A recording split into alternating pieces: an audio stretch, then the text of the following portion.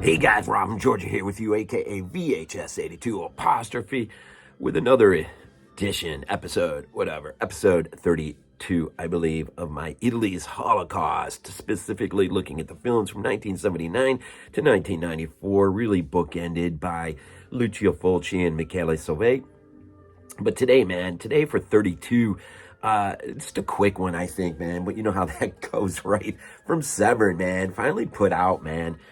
Alien from the Abyss, Antonio Margheriti. And he is one that is ever so on more than on my periphery of Italian directors. I mean, he is coming in right towards the core very quickly. I am becoming so consumed just with his filmography, and just it amazes me with Italian cinema. Somebody asked me the other day, where my niche lies. And I really have to say it is 1960 to, I should say, Michele's film in 94, but really 87 with Stage Fright. We'll do that. 60 to 87 Italian cinema.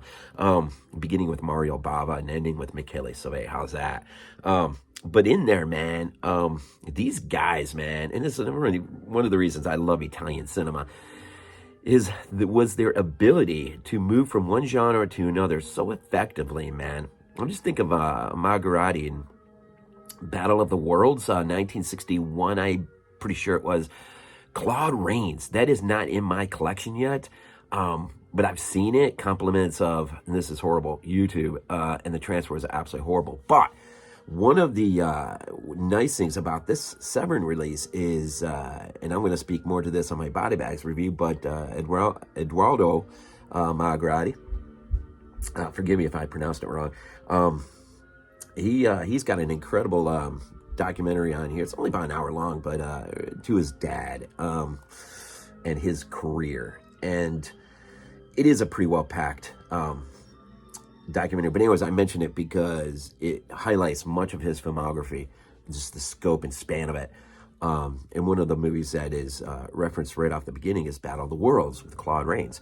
And but the transfer looks spectacular. So I know there's a release out there. I don't know what it is off the top of my head, but that probably will be the next Margheriti film in my collection. And before I speak to this one, just a couple that I have in my collection. An absolutely incredible release by Barrero, Long Hair of Death. Just at one of his great moments as a director. And then, of course, one of my favorites, Killerfish. Gotta love that, right? And, of course, Cannibal Apocalypse, John Saxon, man. Who doesn't want some John Saxon in their life, man? And Killer Fish, Lee Majors, man. And Castle of Blood, Amazon order. You know, sometimes you got to do it that way, right? And I have a few in my collection that Amazon did for me. But anyways, Alien from the Abyss. I first became aware of this as a result of a podcast.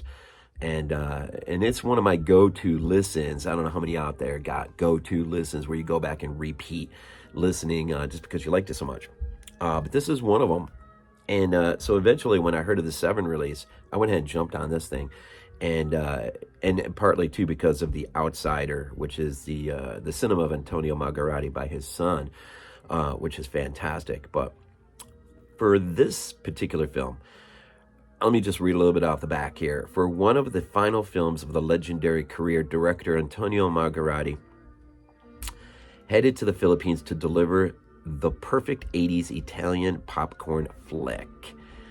When environmental activists attempt to expose an evil corporation led by Charles Napier, which is so cool, Rambo, First Blood Part 2, dumping nuclear waste into the local volcano, they'll instead discover graphic gore, exploding miniatures, and a rampaging full-scale kaiju-style creature that remains one of the most bizarre-looking monsters ever created. And it goes on a little bit more, but just to kind of give you an idea, you do got a couple of activists who are visiting an island where a supposed company, Ecam, is supposedly getting rid of waste using, and this is a bit original, I think, actually, using a volcano. I figured the lava, just dump it in the lava, it just burns up and gone, and kind of like Space 1999, you know, just put our nuclear waste up on the moon. It's out of sight, out of mind. That is until there's an explosion that sends the planet or the moon hurling off into space for a really nice two-season adventure with Martin Landau and company, which I reviewed the entire 2 seasons worth down there, and that's actually, and I put it in a what do you call it, playlist. Yeah. But anyways, this is if you love Italian cinema and you love the works of such as Margheriti, what really makes him stand out is his ability to, you know, he made, like Fulci and others, he went from westerns, and I do believe he directed, oh, his face is there, I can see his face, can I think of his name, Klaus Kinski, that's it, Klaus Kinski. And man, I'm telling you, he looks like a badass, man. From one of the westerns that he did with him, is so sick. And I need to get a western from Margheriti, as well as that Battle of the Worlds with Claude Rains. I still love Claude Rains, and he is so awesome in that. But his work on miniatures, one of the things that's mentioned on that documentary is just that even Francis Ford Coppola, directors like that, reached out to him to get him in. But it was, I think that just the scope was so big for him. He works in small worlds, and he is a consummate artist, man, and a miracle worker, like Scotty from Star Trek, who can just create worlds via miniatures and somehow integrate it in such a way. I love it, man. And so 1989, Alien from the Abyss. The creature itself, which is not really unleashed until right towards the end of the movie, has a lot to owe to H.R. Geiger and Alien. In fact, Aliens probably is the inspiration for this film. So you got an island, you got jungle, you've got natives, you got snake, you got the snake pit from hell. You've got, which is when these military people are being attacked by the snakes. It's so great. You've got an alien running amok, spewing green slime that just dissolves everything. You've got dumping waste into a volcano. Charles Napier, man, Rambo Part 2, man, leading the security effort against these environmental extremists that just want to undo everything that is good, like dumping waste into a volcano. I mean, come on. I mean, you got to get rid of it somehow, man. If you're not going to put it on the moon, man, dump it in a volcano. Makes sense to me, right? It's good fun though, man. The alien, you can tell just from the artwork, not much to it. Mostly what we see is the claw effect. This huge apparatus, like an arm apparatus, claw apparatus, whatever. You don't see the full effect to the very end, and which when you do, it is right to Aliens, man. The final scene in Aliens gets played out again, but it's fun, man. And this is probably, I mean, this is Margheriti's sort of partial farewell. I mean, he pretty much walked off the stage after this film into semi-retirement, and but his work ought to be heralded. Again, I mean, how do you go from something as an absolutely amazing as The Long Hair of Death to something like Cannibal Apocalypse, but To Kill or Fish, westerns, a sci-fi. He was actually the innovator of Italian sci-fi back in the day, in the 60s. I mean, this guy's career spans, man. And the documentary that's on this thing is not long enough. But for a newcomer, and I have to say this too, I'm pretty sure Dagan, she's a film historian.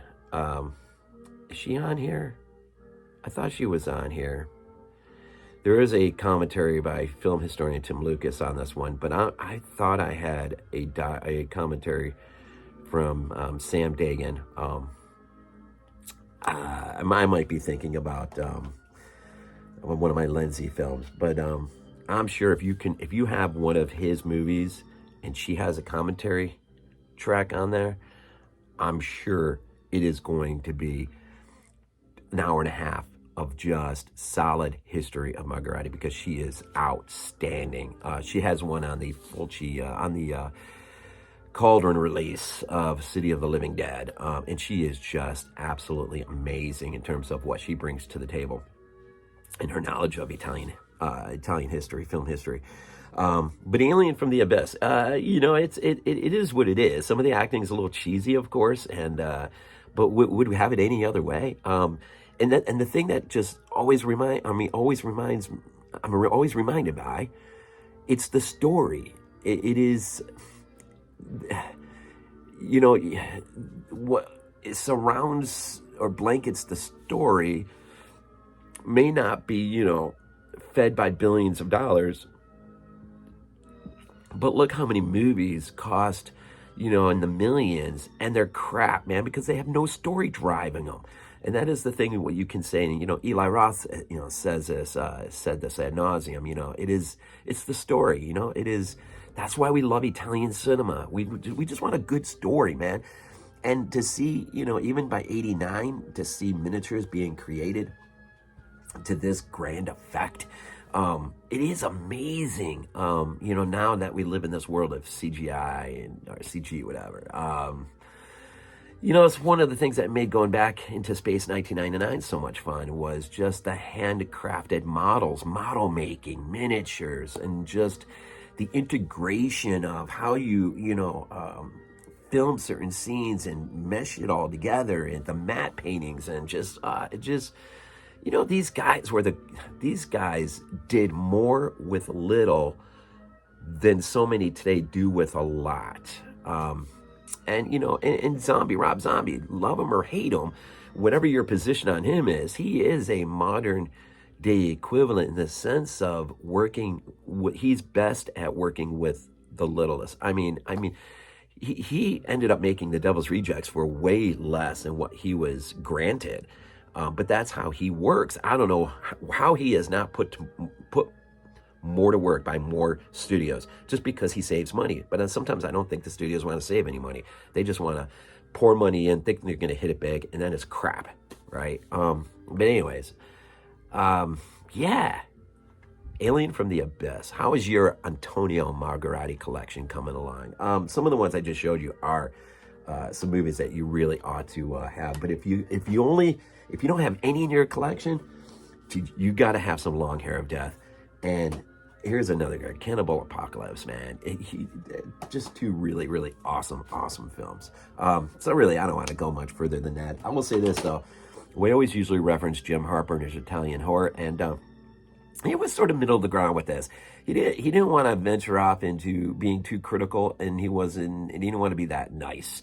But, it is what it is. It's at the end of Margheriti's career, and, we ought to enjoy those last fleeting moments when the director is about to leave the stage, and what they're offering us. And Alien from the Abyss is a nice farewell to a long career in Italian cinema, and it's just amazing, absolutely amazing. So here in episode 32, celebrating some Antonio Margheriti with one of the last final films he made, Alien from the Abyss. I have to stress, this release is so awesome, if not also for the documentary The Outsider and an interview with his son too. There's a few things on here that are just really worth this release. Absolutely. I have no idea where I'm going. Maybe I do. I don't know, but I don't dare say, because I may change my mind. So we know one thing, it's Italian, right? And it'll probably be from the 80s, I think. Anyways, as always, we end these things off with Go Bills. This is not a dream. Not a dream. We might be useful to